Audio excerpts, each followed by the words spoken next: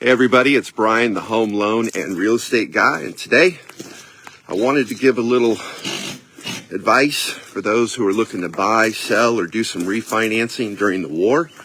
We're getting a lot of questions about that, how they should navigate this, what they should do during this time.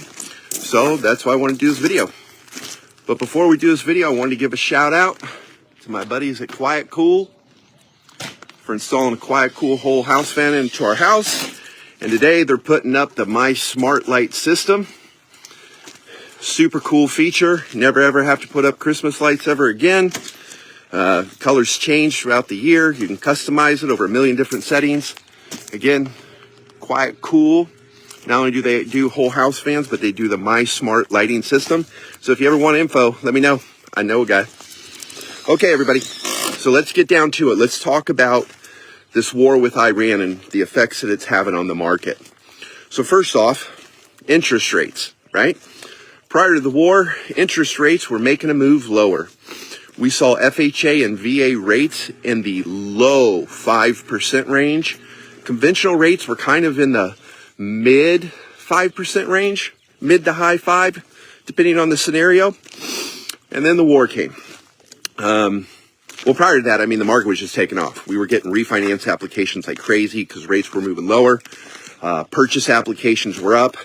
I mean, we just started. March 1st is the official kickoff day of the home buying season. So everything was just kind of humming along. And then this war started and it's kind of grinded to a halt.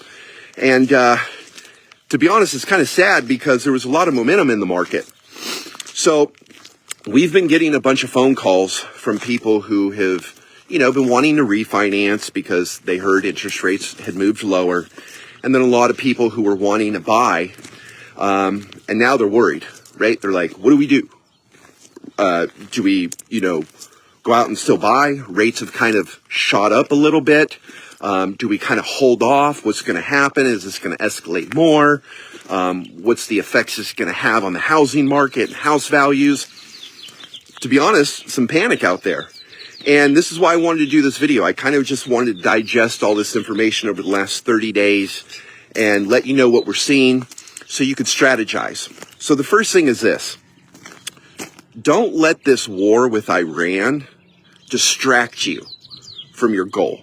If your goal is to buy, if your goal was to relocate, sell, move, go ahead and do that. Don't let this noise distract you because, to be honest, that's all this is. This is just a bunch of noise in the market.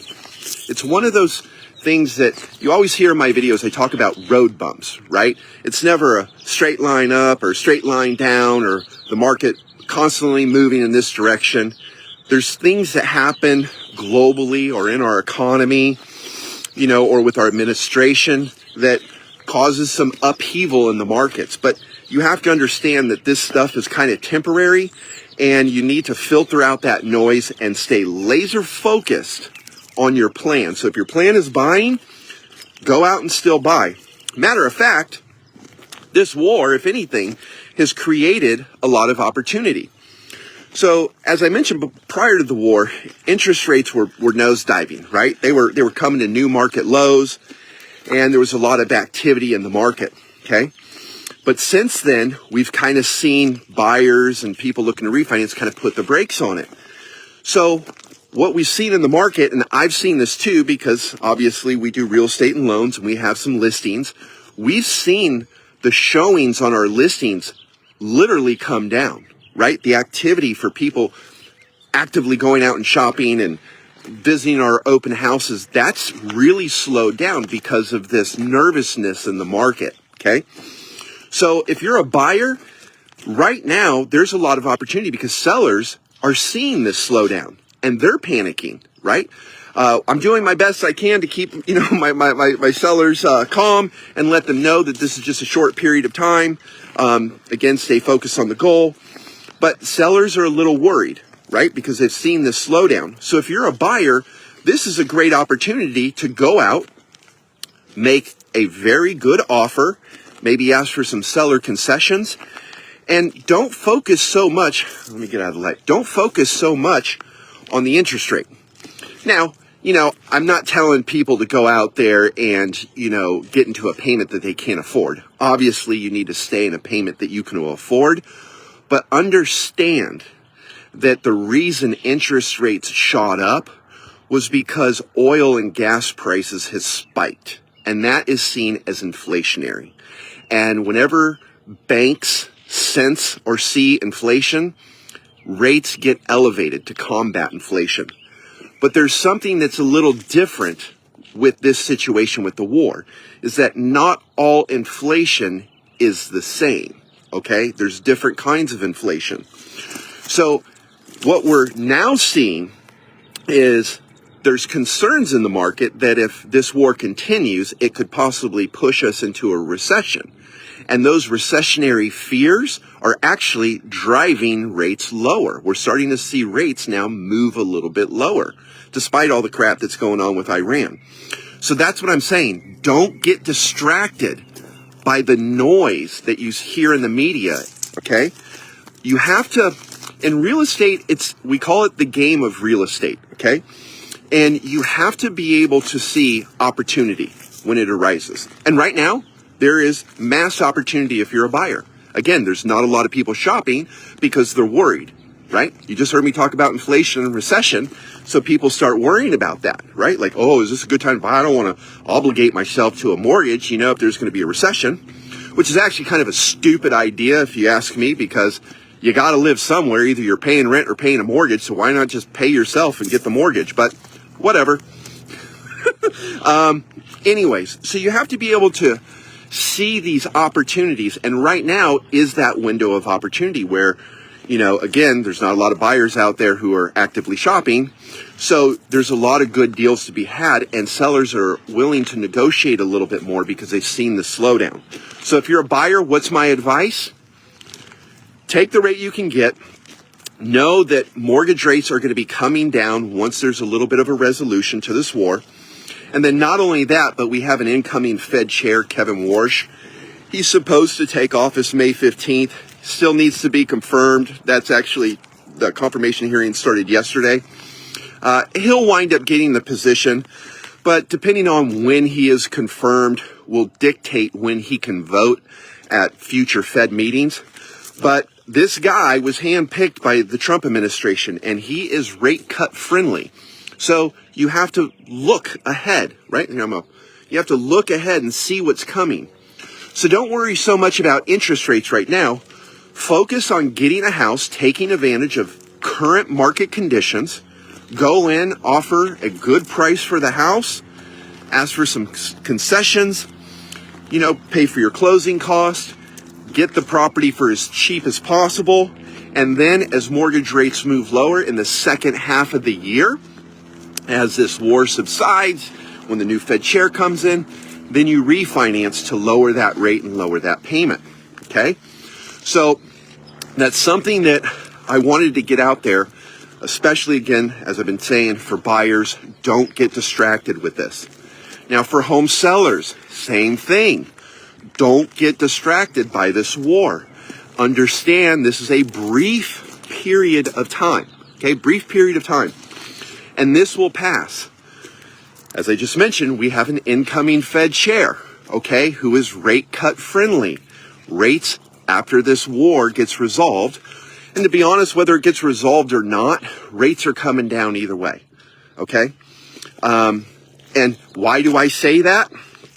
Well, let me just share that. In the beginning, as I mentioned, when oil prices spiked, that is seen as inflationary because oil affects everything. It's everything that we use, okay? Everybody across the entire globe uses oil, right? And then gasoline, transportation, manufacturing. So when oil prices go up, that is seen as inflationary. And how banks fight inflation is by raising interest rates. But as I mentioned, not all inflation is the same. So if this war keeps going on and on and on, right, that's going to be seen, it's going to switch from inflationary to recessionary because as prices go up, oil prices go up. Let's say Trump bombs the crap out of everybody, right, blows up bridges, blows up power plants, all that stuff. It's going to wreak havoc on the oil markets, right? Gas is going to spike cost of goods is going to go up. Everything is going to go up.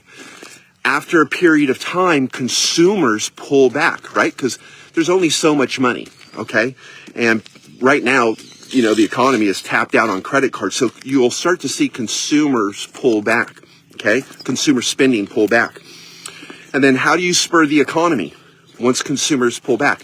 There's only one way, one way that's been proven, and they do it over and over again, is they lower the interest rates, right? Because you lower the borrowing cost, and that spurs consumer spending, okay? So whether this war comes to an end or not, mortgage rates are going to be coming down. So for home sellers, you need to stay focused. Again, filter out the noise, stay focused on selling. We have an incoming Fed chair, regardless if this war ends or not, within about the next, I'm going to say 30 to 45 days. We're already seeing this week mortgage rates move lower. Rates are going to continue to push lower. The lower interest rates go, the more buyers come into the market, and the more buyers means the more opportunity. They're going to absorb a lot of that inventory that we've seen get built up, and then prices go up. So stay focused. This year is a really great year for home sellers, okay? Because again, rates are coming down, a lot of buyers are coming in, so you'll be able to, if priced right, that's another thing, we're not going to get into that, but if priced right, you'll be able to move your house and be able to sell and move on and do what you need to do. So again, topic of conversation, do not get distracted by this noise, okay? Now, for those people who are looking to refinance, you want an equity line of credit, you want to refinance a high interest rate mortgage, here is my advice. Don't do anything right now because interest rates are still elevated. They're not to the level at where we were before the war, okay? But this is my advice. What I want you to do, if you are considering a refinance for whatever reason, pulling cash out, lowering the rate and payment, you need an equity line, whatever the case may be, I want you to contact me ASAP. Do not wait for rates to come down, okay?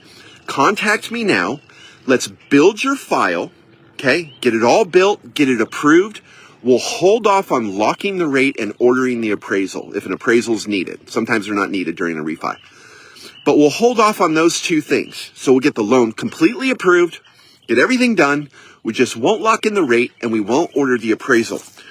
The reason I suggest this is because once there is some kind of resolution, and once the new Fed chair comes into office, it's game on, okay?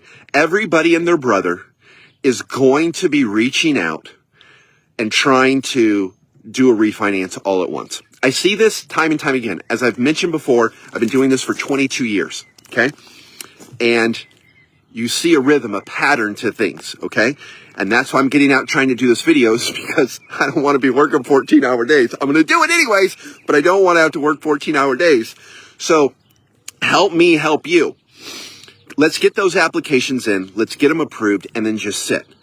And then once interest rates really start moving lower and we hit your strike rate, the target rate where the deal makes sense, everything is already done. All we have to do is lock it, order the appraisal, and move to closing.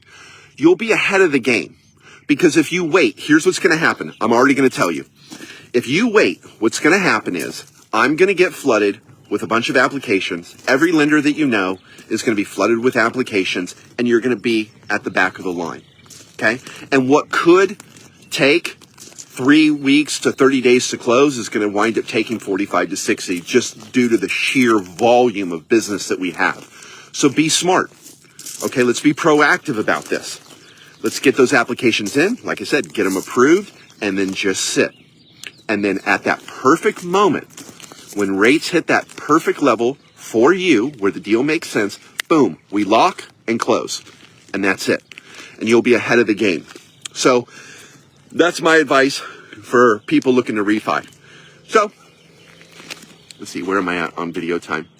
My wife always wants me to get these videos under like 5 or 10 minutes so she can post them on Instagram, because I do like really, really long videos. I think I'm about 10 minutes though. But anyways, I gave my advice for buying, selling, and refinancing. As always, if you ever have questions, please don't hesitate to reach out. I am always available 7 days a week, 24/7. I'm always available to help. And again, as we end this video, I want to, if you can see, I want to give a shout out to my peeps at QuietCool. So for those who don't know, and we're going to transition. I'm going to plug my friend's company. So for those who don't know, QuietCool is a whole house fan system. Okay, it costs about 15 cents an hour to run, so it is super energy efficient and affordable. And what it does is, at night, when the air is cool, crisp, and clear, you crack a couple windows, turn on your QuietCool, you bring in all that cool air, and it flushes all that nasty house air out into the attic, flushes all the heat buildup that was in the attic out through your vents. And when you wake up in the morning, your house is nice and cool. You can close the windows and you have cool, fresh air in your house all day long. This is especially important during the summertime. If you live where I live, or any environment where it's dry and it's hot, you know your AC is kicking on at 8 in the morning, and that sucker costs about $4 to $5 an hour to run, as opposed to the QuietCool.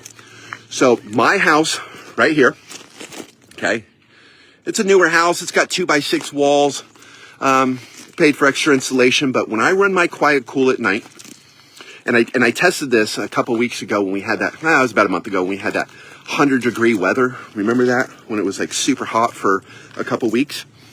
I ran my QuietCool all night, and then I got up in the morning, 6 in the morning, closed all my windows. My AC did not kick on until 2 p.m.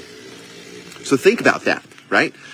The next day, I ran my AC. I didn't do the QuietCool because I wanted to do a test, and my AC came on at 8 in the morning. So think of the amount of money I saved from 8 to 2. What is that, 6 hours? 4 times 6, what is that, 26 bucks or 24 bucks? I should know, I'm the home loan guy. But think about that savings, right? So if you want to save some money, you want to be energy efficient, do yourself a favor, call QuietCool Whole House Fans. And QuietCool just does more than whole house fans. They also do the My Smart lighting system, so you never, ever, ever have to hang Christmas lights again. There's a million different settings. You want 4th of July, red, white, and blue. You want it to run, you want it to blink, they can do it. Halloween, you want the black light, the orange, you can do that. Christmas lights, New Year, whatever you want. The lights will dance, they'll blink, they'll strobe, they'll run, whatever. A million different combinations. So, pretty neat. So I just wanted to shout out to them. And yeah, hope everybody has a great day. I'm heading back to work. Take care, everybody. Bye.